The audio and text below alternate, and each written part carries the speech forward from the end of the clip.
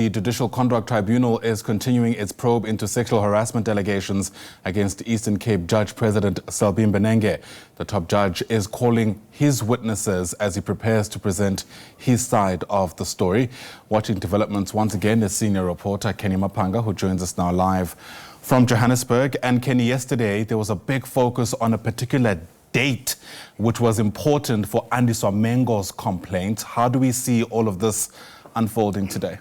Indeed. Good morning to you, Ayanda, and to the viewers at home. Well, essentially what you're seeing is a strong focus on the alleged in-person interactions between Judge Secretary Andiswa Mengo and the top judge of the Eastern Cape, that is Eastern Cape Judge President Selby Mbenenge. You may remember earlier in the emotional testimony of Andiswa Mengo, she alleged that an incident took place in chambers where she was allegedly called by the top judge and he allegedly requested her to perform an act of a sexual nature. Now, we know that that is an in-person interaction that is in dispute between the pair.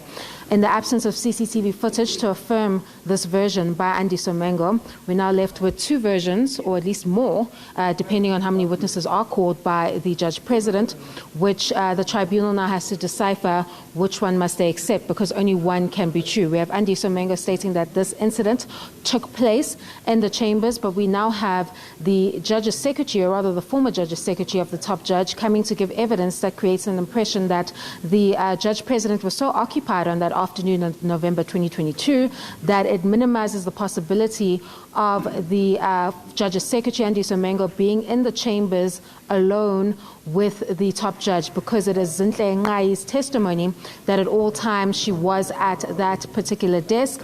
She has also testified regarding the allegation that Andiswa made that she saw, or rather peeped into the office of the top judge and saw him hugging allegedly the court manager of the Eastern Cape Division of the High Court. Zinhle Ngai, in her testimony once again, has contradicted this evidence and created an impression that she was in the chambers at all times when she saw each party going in and out of that particular office, which again minimizes the possibility of that version, and of course casts doubts and aspersions on Andiswa Mengo's version, leaving the tribunal with two versions to now assess and determine which one they will accept.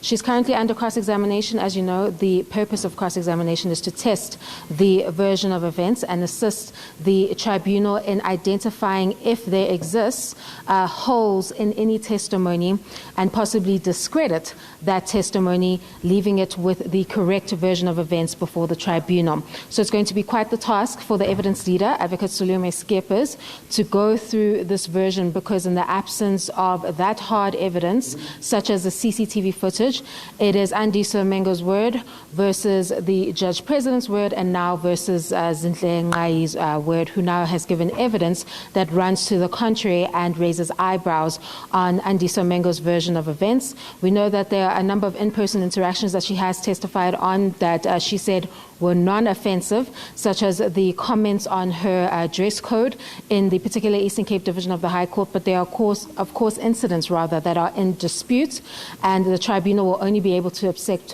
one version. So we expect that that cross-examination will begin at 9:30 a.m. this morning. It remains to be seen if that will be fruitful in ridding this evidence before the tribunal, or whether questions will still stand regarding what exactly happened in November 2022 in the chambers of the Judge President.